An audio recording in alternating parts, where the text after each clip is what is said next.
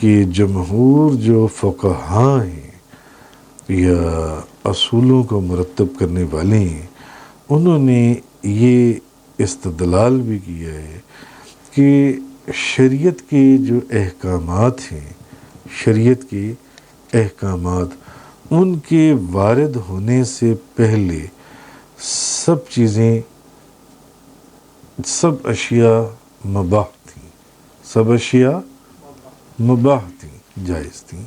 پھر جب احکام شریعہ وارد ہوئے، احکام شریعہ وارد ہوئے تو بعض کام واجب ہو گئے اور بعض کام حرام ہو گئے۔ شریعت کے وارد ہونے سے پہلے اصل میں تمام اشیاء مباح ہیں، لیکن جب شریعت کے احکام وارد ہوئے، شریعت کے احکام سامنے آئے قرآن اور حدیث سے، تو بعض کام اب واجب ہو گئے اور بعض کام حرام ہو گئے، بعض کام فرض ہو گئے۔ مثلا مثال یہ دیتی ہیں کہ شراب نوشی اور کتوں کے ساتھ جو اشتغال تھا، جو مختلف قسم کی ان کی سرگرمیاں تھیں، اور تصویریں بنانا یہ پہلے مباح تھا، اور جب شریعت میں ان سے ممانعت ہو گئی تو یہ کام حرام ہو گئے۔ جب شریعت میں ممانعت ہو گئی، جب شریعت نے کسی چیز کو منع کر دیا کہ شراب نہیں پینی، تو اب وہ کام حرام ہو گیا۔ پہلے شراب پی جاتی تھی۔ اسی طرح والدین کی اطاعت کرنا مباح تھا، مگر جب شریعت نے اس کا حکم دے دیا تو یہ واجب ہو گیا۔ ماں باپ، والدین کی اطاعت کرنا، جی وَقَضَىٰ رَبُّكَ أَلَّا تَعْبُدُوا إِلَّا إِيَّاهُ وَبِالْوَالِدَيْنِ إِحْسَانًا إِمَّا يَبْلُغَنَّ عِندَكَ الْكِبَرَ أَحَدُهُمَا أَوْ كِلَاهُمَا فَلَا تَقُل لَّهُمَا أُفٍّ وَلَا تَنْهَرْهُمَا وَقُل لَّهُمْ قَوْلًا كَرِيمًا وَاخْفِضْ لَهُمَا جَنَاحَ الذُّلِّ مِنَ الرَّحْمَةِ وَقُل رَّبِّ ارْحَمْهُمَا كَمَا رَبَّيَانِي صَغِيرًا۔ اللہ پاک نے فرمایا والدین کے ساتھ احسان کرو، اور یہ قرآن کے اندر ہے کہ والدین کو اوف بھی نہیں کہنا، اور نرمی سے ان کے آگے اپنے ہاتھوں کو پھیلاؤ۔ مولا جیسے انہوں نے میرے اوپر رحم کیا، اب ان کے بڑھاپے کے اندر تو ان کے اوپر رحم فرما۔ تو اب جب شریعت نے اس کا حکم دے دیا، پہلے یہ مباح تھا، اب یہ واجب ہو گیا، واجب ہو گئی ماں باپ کی اطاعت جو ان سے ہے۔ اور جن مشرکوں نے حکم شرع کے بغیر از خود کسی چیز کو حرام کر لیا، مشرک لوگوں نے جنہوں نے حکم شرع کے بغیر خود کسی چیز کو اپنے پر حرام کر لیا، جس طرح مشرکوں نے سائبہ یا بحیرہ وغیرہ جانوروں کو حرام کر دیا تھا، ان کا دودھ پینا، ان پر سواری کرنا اور ان کا گوشت کھانا سب کچھ حرام کر لیا تھا۔ تو اللہ تعالیٰ نے ان کی مذمت میں یہ آیات نازل فرمائی، وَلَا تَقُولُوا لِمَا تَصِفُ أَلْسِنَتُكُمُ الْكَذِبَ هَذَا حَلَالٌ وَهَذَا حَرَامٌ لِتَفْتَرُوا عَلَى اللَّهِ الْكَذِبَ۔ تمہاری زبانیں جھوٹ بولتی ہیں اور یہ کہتے ہو کہ یہ حلال ہے اور یہ حرام ہے، جی، اور اللہ پر بہتان باندھتے ہو۔ سورۃ النحل، سورہ یونس۔ قُلْ أَرَأَيْتُم مَّا أَنزَلَ اللَّهُ لَكُم مِّن رِّزْقٍ فَجَعَلْتُم مِّنْهُ حَرَامًا وَحَلَالًا قُلْ اللَّهُ أَذِنَ لَكُمْ أَمْ عَلَى اللَّهِ تَفْتَرُونَ۔ آپ کہیے کہ بتاؤ اللہ نے تمہارے لیے جو رزق اتارا تو تم نے کچھ اس میں حرام کر لیا اور کچھ حلال کر لیا اپنی مرضی سے، آپ کہیے کہ آیا اللہ نے تمہیں اس کی اجازت دی تھی کہ اپنی مرضی سے جس چیز کو شریعت نے حرام نہیں کیا تم نے اس کو حرام کر لیا، اور جس چیز کو شریعت نے حلال نہیں کہا تم نے حلال کر لیا؟ تمہیں اللہ نے اس کی اجازت دی تھی؟ قل اللہ اذن لکم کہ اللہ نے تمہیں اس کی اجازت دی تھی، ام علی اللہ تفترون، یا تم اللہ پر بہتان باندھتے ہو۔ تو ان آیات سے معلوم ہوا کہ کسی چیز کو اپنی مرضی سے حرام کرنا یہ صحیح نہیں ہے۔ جب تک اللہ اور اس کا رسول کسی چیز سے منع نہ کریں وہ چیز حلال ہے۔ جب تک اللہ اور اس کا رسول کسی چیز سے منع نہ کریں وہ چیز اس وقت تک حلال ہے، وہ حلال ہے۔ انہوں نے نہیں منع کیا۔ کیا میلاد پاک منانے سے شریعت نے منع کیا؟ اللہ نے یا اللہ کے رسول نے کہیں میلاد منانے سے منع کیا؟ 11ویں شریف پکانے سے منع کیا؟ ختم شریف پڑھنے سے منع کیا؟ جنازے کے بعد دعا سے منع کیا؟ تو جن چیزوں سے شریعت نے نہیں منع کیا وہ چیزیں کہاں سے حرام ہو جائیں گی؟ وہ حلال ہیں، وہ حلال ہیں وہ چیزیں جو ان سے ہیں۔ تو ان آیات سے معلوم ہوا کسی چیز کو خود اپنی مرضی سے حرام کرنا یہ صحیح نہیں ہے۔ جب تک اللہ اور اس کے رسول کسی چیز سے منع نہ کریں وہ چیز حلال ہے۔ حضرت سلمان رضی اللہ تعالیٰ عنہ روایت کرتے ہیں کہ رسول کریم صلی اللہ علیہ وسلم سے گھی، پنیر اور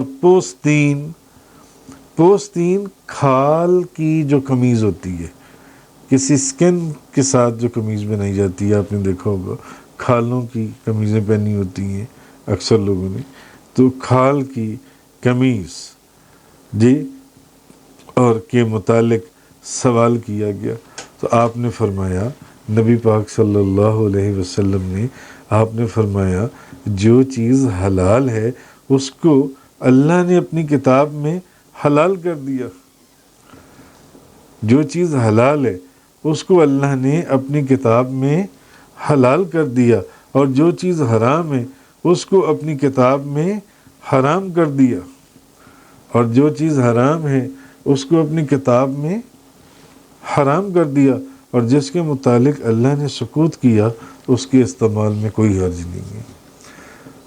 نبی کریم صلی اللہ علیہ وسلم نے جواب یہ دیا جب ان سے حضور سے سوال کیا گیا کہ یا رسول اللہ گھی کے متعلق، اچھا پنیر کے متعلق، پوستین کے متعلق جو کھالوں کی بنے ہوئے کپڑے ہوتی ہیں ان کے متعلق آپ کیا فرماتے ہیں؟ حضور نے فرمایا کہ جو چیز حلال ہے اس کو اللہ نے اپنی کتاب میں حلال بیان کر دی ہے، جو حرام ہے اس کو اللہ نے اپنی کتاب میں حرام بیان کر دی ہے۔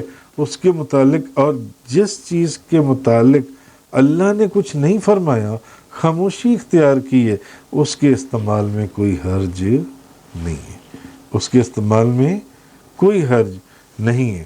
تو قرآن اور سنت اور فقہائے کرام کی آراء کے مطابق احکام میں اصل اباحت ہے۔ مباح کیا چیز مباح ہے؟ جائز ہے۔ اور قرآن اور سنت میں جن کاموں کو فرض، واجب، حرام یا مکروہ نہیں قرار دیا گیا ان کے کرنے یا نہ کرنے کا اختیار دیا گیا ہے قرآن کریم کے اندر۔ قرآن اور سنت میں جن کاموں کو فرض، واجب، حرام یا مکروہ نہیں قرار دیا گیا ان کے کرنے یا نہ کرنے کا بندے کو اختیار دیا گیا ہے، آپ کی مرضی ہے، آپ اس کو کرو تو اچھی بات ہے، ثواب ہے، نہ کرو تو کوئی بات نہیں، کوئی گناہ نہیں ہے۔ مثلا ایک بندہ میلاد پاک کرتا ہے تو اس کو ثواب ہے، ایک بندہ میلاد کرتا ہے اس کو ثواب ہے، ایک بندہ میلاد نہیں کرتا تو اس کو کوئی گناہ ہے؟ اس کو کوئی گناہ نہیں ہے۔ جائز نجائز کی بات نہیں ہو رہی کہ اب وہ آگے دوسرا عقیدہ ہے۔ ایک چیز میلاد ہے، ایک بندہ کر رہا ہے اس کو ثواب ہے، جو نہیں کر رہا اس کو کوئی گناہ نہیں ہے۔ مگر کہیں پر قرآن اور حدیث میں یا فقہا کی کسی عبارت کے اندر میلاد کے متعلق کوئی منع آیا کہ یہ منع ہے، یا انکار آیا کہ یہ انکار ہے، تو قرآن، سنت اور فقہا کی آراء کے مطابق احکام میں اصل چیز اباحت، مباح ہونا جائز ہے یا نہیں، اور قرآن اور سنت میں، قرآن اور سنت حدیث میں جن کاموں کو فرض، واجب یا حرام یا مکروہ قرار نہیں دیا گیا، ان کے کرنے یا نہ کرنے کا آپ کو اختیار دیا گیا۔ آپ کی مرضی ہے، کریں تو ٹھیک ہے، نہ کریں تب بھی ٹھیک ہے۔ اس لیے نبی کریم صلی اللہ علیہ وسلم اور دیگر جو مشاہیر اسلام کے فضائل اور سیرت کی مجالس کو منعقد کرنا اور آپ کے میلاد پر خوشی کا اظہار کرنا، آپ کو اختیار دیا گیا ہے کہ آپ حضور کے میلاد کی خوشی کریں، نہیں کر رہے یعنی میلاد نہیں منا رہے، کوئی ایسی بات نہیں ہے۔ صدقہ، خیرات، زکوٰۃ کی بات نہیں، صدقہ خیرات، نفلی صدقہ اور دیگر عبادات کا ثواب نبی کریم صلی اللہ علیہ وسلم، بزرگان دین اور اپنے رشتہ داروں کو پہنچانا۔ آپ پہنچائیں تو اچھی بات ہے، نہ پہنچائیں تو کیا آپ کو اس کا گناہ ہے؟ پہنچانا، انفرادی اور اجتماعی طور پر صلاۃ و سلام پڑھنا، آپ اکیلے بیٹھ کر درود و سلام پڑھیں یا اجتماعی طور پر آپ سارے اکٹھے ہو کر قرآن کریم پڑھیں، جون سے صلاۃ و سلام پڑھیں۔ تراویح میں با جماعت قرآن مجید کو ختم کرنا، کیا کہیں منع فرمایا گیا قرآن اور سنت کے اندر، حدیث میں، کہ تراویح کی نماز میں با جماعت قرآن مجید کو ختم نہیں کرنا؟ کہیں فرمایا گیا یہ قرآن میں یا حدیث میں؟ یا قرآن اور حدیث میں کہیں یہ فرمایا گیا ہو کہ میلاد نہیں کرنا؟ یا قرآن اور حدیث میں یہ فرمایا گیا ہو کہ بزرگوں کو ایصال ثواب نہیں کرنا؟ ایسی کوئی بات نہیں ہے نا۔ وسیع و عریض اتنی بڑی مسجدیں بنانا، کہیں منع کیا گیا کہ اتنی بڑی مسجدیں کیوں بناتے ہو؟ لائبریریز، ان کو بنانے سے کہیں منع کیا گیا؟ قرآن حدیث میں بڑی لائبریریاں نہیں بنانی۔ ہاں، قرآن، مصحف قرآن پر سورتوں کا نام اور آیتوں کی تعداد لکھنا منع کیا گیا کہیں قرآن میں یا حدیث میں کہ قرآن کی سورتوں کے نام نہ رکھے جائیں یا قرآن کی آیات کے نمبر نہ لکھے جائیں؟ کہیں منع کیا گیا قرآن میں اور حدیث میں؟ تو جن چیزوں کو قرآن اور حدیث میں، جن چیزوں کے متعلق قرآن خاموش ہے، اللہ کا کلام خاموش ہے، اللہ تعالیٰ نے خاموشی اختیار کی، وہ چیزیں جائز ہیں۔ اسی طرح 30 سپاروں کا حساب، 30 سپاروں میں قرآن مجید کو تقسیم کیا گیا کہ نہیں کیا گیا؟ کہاں لکھا ہوا ہے قرآن کے اندر قرآن کو 30 سپاروں میں تقسیم نہیں کرنا؟ کہیں لکھا گیا یہ چیز جو سی ہے؟ مسجدوں میں محراب اور منبر نہیں بنانا، کہیں لکھا گیا قرآن یا حدیث میں یہ چیز؟ واعظ و نصیحت کے لیے جلسے منعقد کرنا، کہیں لکھا گیا یہ جن سے؟ نبی کریم صلی اللہ علیہ وسلم اور صحابہ کرام کے ایام میں مثلا 12 ربیع الاول کا جلوس نکالنا یا کسی اور کا جلوس نکالنا یا 10 محرم الحرام کا جلوس نکالنا، کہیں قرآن اور حدیث میں لکھا گیا؟ کہیں قرآن میں آیا قرآن نے کہا کہ 10 محرم کا جلوس نہیں نکالنا یا 12 ربیع الاول کا جلوس نہیں نکالنا اور ان کے ذکر کی مجلسیں قائم نہیں کرنا؟ ان کی مجلس قائم، دین جو مدرسوں کے اندر، دینی مدرسوں کے اندر جو سالانہ جلسے ہوتے ہیں، کہیں پر منع کیا گیا کہ یہ نہیں کرنے؟ ان کا منع کرنا، دورہ حدیث پڑھانا یا ختم بخاری کرنا اور ایسے ہی بہت سے دینی امور جن سے دین کے شعار اور اس کی عظمت کا اظہار ہوتا ہے ہر چاند کہ شریعت میں ان کے کرنے کا حکم ہے، نہ ان کے کرنے سے منع کیا گیا ہے۔ یہ جو ساری چیزیں ہیں اور ان کے بھی علاوہ اور درجنوں چیزیں جن کا شریعت میں نہ کرنے کا حکم دیا گیا ہے اور نہ ان سے منع کا حکم دیا گیا ہے، تو یہ تمام کام اپنی اصل پر کیا ہوئے؟ مباح، یہ مباح ہیں، لیکن ان کو فرض اور واجب اعتقاد نہ کیا جائے اور نہ ان کے ساتھ فرض اور واجب کا معاملہ کیا جائے اور ان کاموں کو لازم سمجھا جائے جو ان سے ہے جی، اور نہ ان کے نہ کرنے والوں پر ملامت اور طنز و تشنیع کی جائے۔ تو جب کسی مباح کام کو فرض اور واجب کا درجہ دے دیا جاتا ہے، وہاں سے بدعت کے دروازے کھلتے ہیں، وہاں سے۔ تو اصل میں یہ وہ چیزیں ہیں اور اس کے علاوہ بے شمار ایسی چیزیں ہیں جس کے اوپر شریعت کا نص قطعی جو ہے وہ خاموش ہے، قرآن خاموش ہے، اللہ کا حکم خاموش ہے۔